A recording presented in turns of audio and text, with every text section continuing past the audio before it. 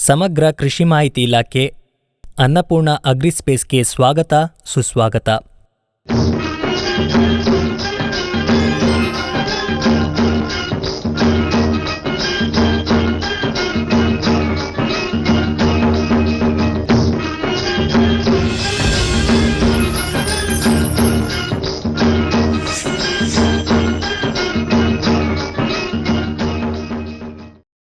ಈ ಸಂಚಿಕೆಯಲ್ಲಿ ನಾವು ದ್ವಿತೀಯ ಪೋಷಕಾಂಶಗಳು, ಅವುಗಳ ಉಪಯೋಗಗಳು ಮತ್ತು ಅವುಗಳನ್ನು ಹೇಗೆ ಬಳಸುವುದು ಎಂಬುದರ ಕುರಿತು ಮಾಹಿತಿಯನ್ನು ಪಡೆಯೋಣ. ಎಲ್ಲ ರೈತರು ಹೆಚ್ಚಿನ ಪ್ರಾಥಮಿಕ ಪೋಷಕಾಂಶಗಳಾದ ಸಾರಜನಕ, ರಂಜಕ ಮತ್ತು ಪೊಟ್ಯಾಷಿಯಂ ಇವುಗಳ ಮೇಲೆ ನಮ್ಮ ಗುರಿಗಳನ್ನು ಕೇಂದ್ರೀಕರಿಸೋಣ. ಆದರೆ ನೀವು ದ್ವಿತೀಯ ಪೋಷಕಾಂಶಗಳು ಅಥವಾ ಲೋಹಗಳನ್ನು ಪತ್ತೆ ಹಚ್ಚಲು ಗಮನ ಕೊಡುವುದಿಲ್ಲ.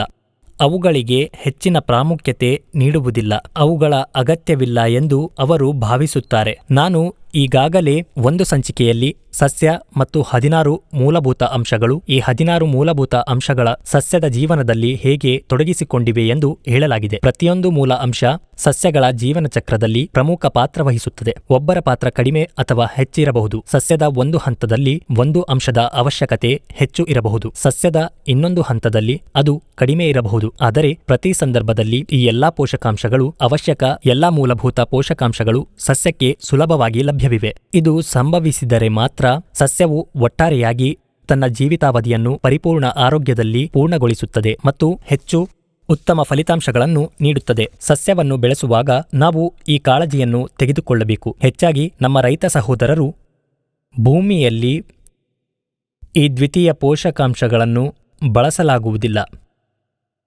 ಆದರೆ ಅವುಗಳ ಪ್ರಾಮುಖ್ಯತೆ ಬಹಳ ಮುಖ್ಯ. ಮೊದಲೇ ಹೇಳಿದಂತೆ ಸಸ್ಯದ ಜೀವನ ಚಕ್ರದಲ್ಲಿ ದ್ವಿತೀಯ ಪೋಷಕಾಂಶಗಳ ಪಾತ್ರವು 3ರಷ್ಟು ಆಗಿದೆ.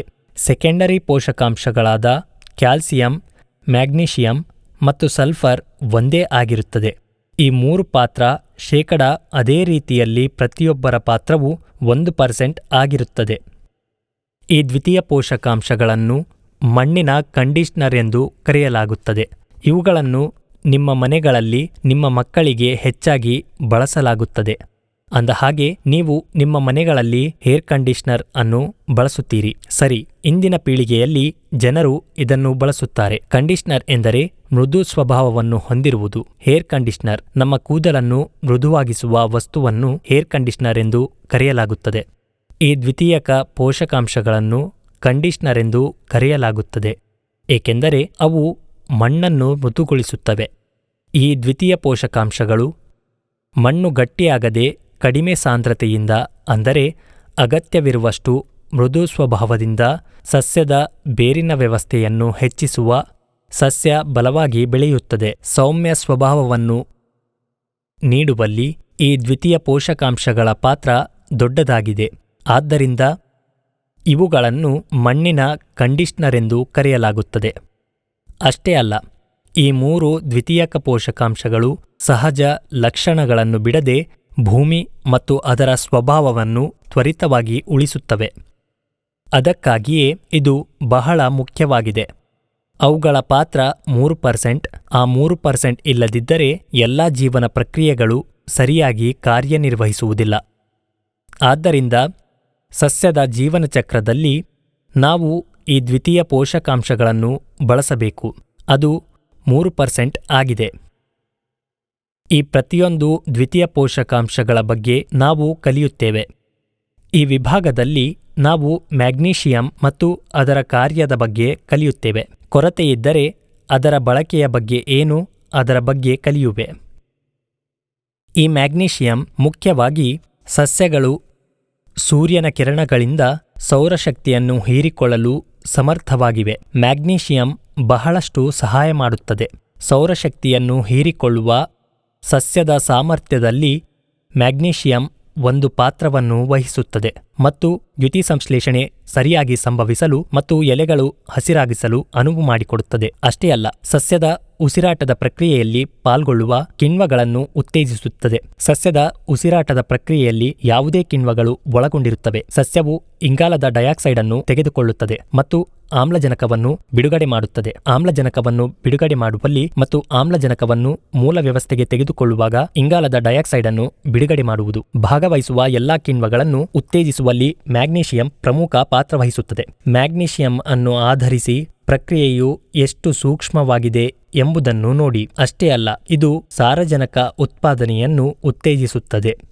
ಸಸ್ಯಗಳು ಹೆಚ್ಚು ಸಾರಜನಕವನ್ನು ಸಂಗ್ರಹಿಸಬಹುದು. ಸಸ್ಯದ ಪ್ರಮುಖ ಕಾರ್ಯಗಳಲ್ಲಿ ಸಾರಜನಕವನ್ನು ಸರಿಯಾಗಿ ಸಂಯೋಜಿಸುವಲ್ಲಿ ಮ್ಯಾಗ್ನೀಷಿಯಂ ಪಾತ್ರವನ್ನು ವಹಿಸುತ್ತದೆ. ಇದಷ್ಟೇ ಅಲ್ಲ, ಮ್ಯಾಗ್ನೀಷಿಯಂ ಫಾಸ್ಫೇಟ್ ಚಯಾಪಚಯ ಕ್ರಿಯೆಯಲ್ಲಿ ಒಂದು ಪಾತ್ರವನ್ನು ವಹಿಸುತ್ತದೆ. ಸಸ್ಯದ ಪ್ರತಿಯೊಂದು ಭಾಗಕ್ಕೂ ಫಾಸ್ಫೇಟ್ ಸಂಯುಕ್ತಗಳನ್ನು ಪೂರೈಸುತ್ತದೆ. ಮ್ಯಾಗ್ನೀಷಿಯಂ ಅನ್ನು ಬಳಸುವುದರಿಂದ ಹೆಚ್ಚಿನ ಪ್ರಯೋಜನವಾಗುವುದಿಲ್ಲ ಎಂದು ನಮ್ಮ ಹೆಚ್ಚಿನ ರೈತರು ಅರ್ಥ ಮಾಡಿಕೊಳ್ಳುತ್ತಾರೆ. ಆದರೆ ಈ ಸಾರಜನಕವು ರಂಜಕದೊಂದಿಗೆ ಪರಸ್ಪರ ಸಂಬಂಧ ಹೊಂದಿದೆ. ಈ ಎರಡೂ ಮ್ಯಾಗ್ನೀಷಿಯಂ ಅನ್ನು ಆಧರಿಸಿವೆ. ಸಸ್ಯವು ಅದನ್ನು ಪೂರ್ಣವಾಗಿ ಹೀರಿಕೊಳ್ಳಬೇಕಾದರೆ, ಉದಾಹರಣೆಗೆ ಅದು ಸಾರಜನಕ ಅಥವಾ ರಂಜಕ ಅಥವಾ ಪೊಟ್ಯಾಷಿಯಂ ಆಗಿರಬಹುದು. ಅದು ಸಂಪೂರ್ಣವಾಗಿ ಹೀರಲ್ಪಡಬೇಕಾದರೆ ಅದು ಮ್ಯಾಗ್ನೀಷಿಯಂ ಅನ್ನು ಹೊಂದಿರಬೇಕು. ಇದಷ್ಟೇ ಅಲ್ಲ, ಸೌರಶಕ್ತಿಯನ್ನು ಸೆರೆಹಿಡಿಯುವಲ್ಲಿ ದ್ಯುತಿಸಂಶ್ಲೇಷಣೆಯನ್ನು ಪೂರ್ಣಗೊಳಿಸಲು ಸಸ್ಯದ ದ್ಯುತಿಸಂಶ್ಲೇಷಣೆ ಉತ್ತಮವಾಗಿರುತ್ತದೆ. ನಂತರ ಬೆಳವಣಿಗೆಯು ಸಹ ಉತ್ತಮವಾಗಿರುತ್ತದೆ. ಸಂತಾನೋತ್ಪತ್ತಿಯು ಉತ್ತಮವಾಗಿರುತ್ತದೆ. ಇಷ್ಟೇ ಅಲ್ಲ, ಸಸ್ಯದ ಉಸಿರಾಟದಲ್ಲಿ ಒಳಗೊಂಡಿರುವ ಎಲ್ಲಾ ರೀತಿಯ ಕಿಣ್ವಗಳನ್ನು ಉತ್ತೇಜಿಸುವಲ್ಲಿ ಮ್ಯಾಗ್ನೀಷಿಯಂ ದೊಡ್ಡ ಪಾತ್ರವನ್ನು ವಹಿಸುತ್ತದೆ. ಯಾವುದೇ ಸಂದರ್ಭದಲ್ಲಿ ನಿರ್ಲಕ್ಷಿಸಬಾರದು. ಈ ಮ್ಯಾಗ್ನೀಷಿಯಂ ನಮಗೆ ಹೆಚ್ಚು ಅಗತ್ಯವಿದೆ. ಸಸ್ಯದ ಬೆಳವಣಿಗೆಯ ಹಂತದಲ್ಲಿ ಹೆಚ್ಚು, ಹೂಬಿಡುವ ಹಂತದಲ್ಲಿ ಅದನ್ನು ಕಡಿಮೆ ಬಳಸಬೇಕು. ಸಸ್ಯದ ಬೆಳವಣಿಗೆಯ ಹಂತದಲ್ಲಿ ಹೆಚ್ಚಿನದನ್ನು ಬಳಸಬೇಕು, ಏಕೆಂದರೆ ಸಾರಜನಕದ ಸಂಪೂರ್ಣ ಸಮೀಕರಣಕ್ಕೆ ಈ ನಿರ್ಬಂಧನೆಯು ಅವಶ್ಯಕವಾಗಿದೆ.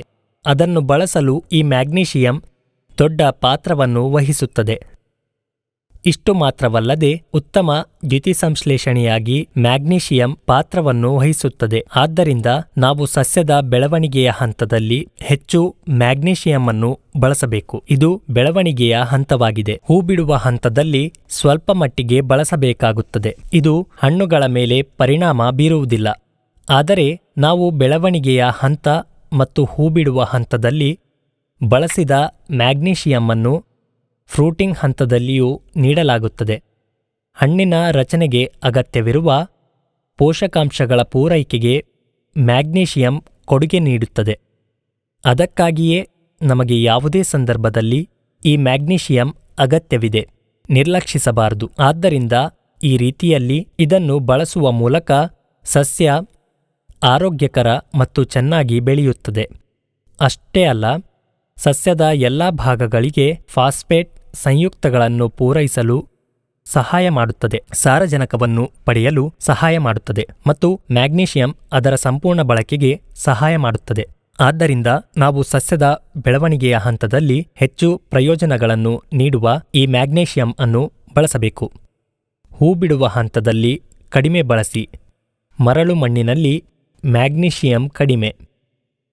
ಆದ್ದರಿಂದ ನಾವು ಪೊಟ್ಯಾಷಿಯಂ ಅಥವಾ ಅಮೋನಿಯಂ ನೈಟ್ರೇಟ್ ಅನ್ನು ಅತಿಯಾಗಿ ಬಳಸಿದರೆ, ಅಂದರೆ ಅನಗತ್ಯವಾಗಿ ಬಳಸಿದರೆ, ನಂತರ ಮ್ಯಾಗ್ನೀಷಿಯಂ ಕೊರತೆ ಉಂಟಾಗುತ್ತದೆ. ಸಸ್ಯವು ಮ್ಯಾಗ್ನೀಷಿಯಂ ಅನ್ನು ಹೀರಿಕೊಳ್ಳುವುದಿಲ್ಲ. ಆದ್ದರಿಂದ ಅವುಗಳ ಅಗತ್ಯಕ್ಕೆ ಅನುಗುಣವಾಗಿ ನೀಡಬೇಕು. ಅಷ್ಟೇ ಅಲ್ಲ, ಮ್ಯಾಗ್ನೀಷಿಯಂ ಕೊರತೆಯಿಂದಾಗಿ ಸಸ್ಯದ ಕೆಳಗಿನ ಎಲೆಗಳು ಮ್ಯಾಗ್ನೀಷಿಯಂ ಕೊರತೆಯನ್ನು ತೋರುತ್ತವೆ.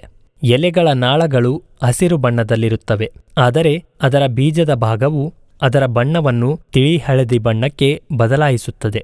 ಎಲೆಗಳ ಎಲ್ಲ ರಕ್ತನಾಳಗಳು ಸ್ಪಷ್ಟವಾಗಿ ಗೋಚರಿಸುತ್ತವೆ, ಹಸಿರು ಬಣ್ಣದಲ್ಲಿರುತ್ತವೆ, ಆದರೆ ಅವುಗಳ ನಡುವಿನ ಭಾಗವು ತಿಳಿ ಹಳದಿ ಬಣ್ಣಕ್ಕೆ ಬದಲಾಗುತ್ತದೆ. ಪ್ರಸ್ತುತ ನಾವು ಮ್ಯಾಗ್ನೀಷಿಯಂ ಅನ್ನು ಹೊಂದಿದ್ದೇವೆ. ಇದು ಮ್ಯಾಗ್ನೀಷಿಯಂ ಸಲ್ಫೈಡ್ ರೂಪದಲ್ಲಿ ಲಭ್ಯವಿದೆ. ಈ ಮ್ಯಾಗ್ನೀಷಿಯಂ ಸಲ್ಫೈಡ್ ಅಭಿವೃದ್ಧಿ ಹಂತದಲ್ಲಿ 15 ಕೆಜಿ, ಹೂಬಿಡುವ ಹಂತದಲ್ಲಿ 10 ಕೆಜಿ ಬಳಸಿ ಮ್ಯಾಗ್ನೀಷಿಯಂ ಕೊರತೆಯನ್ನು ಸರಿದೂಗಿಸಬಹುದು. ಆದ್ದರಿಂದ ಪ್ರತಿಯೊಬ್ಬ ರೈತರು ಮಾಡಬೇಕು. ಮೊದಲ ಪೋಷಕಾಂಶಗಳ ಜೊತೆಗೆ ಮ್ಯಾಗ್ನೀಷಿಯಂ ಕೂಡ ಮೊದಲನೆಯದಾಗಿ ಇದು ಅಭಿವೃದ್ಧಿಯ ಹಂತವಾಗಿದೆ. ಅದರಲ್ಲಿ ಹೆಚ್ಚು ಹೂ ಬಿಡುವ ಹಂತದಲ್ಲಿ ಸ್ವಲ್ಪ ಕಡಿಮೆ ಕೊಡಬೇಕು. ಇಲ್ಲದಿದ್ದರೆ ಸಾರಜನಕದ ಗ್ರಹಣದಲ್ಲಿ ಈ ಮ್ಯಾಗ್ನೀಷಿಯಂ ಸಸ್ಯಗಳಿಗೆ ರಂಜಕವನ್ನು ಹೀರಿಕೊಳ್ಳಲು ಸಹಾಯ ಮಾಡುತ್ತದೆ. ಅಂದರೆ ಮ್ಯಾಗ್ನೀಷಿಯಂ ಅದನ್ನು ಹೀರಿಕೊಳ್ಳಲು ಸಹಾಯ ಮಾಡುತ್ತದೆ. ಅಷ್ಟೇ ಅಲ್ಲ, ಇದು ಉಸಿರಾಟದಲ್ಲಿ ಒಳಗೊಂಡಿರುವ ಅನೇಕ ರೀತಿಯ ಕಿಣ್ವಗಳನ್ನು ಉತ್ತೇಜಿಸುತ್ತದೆ.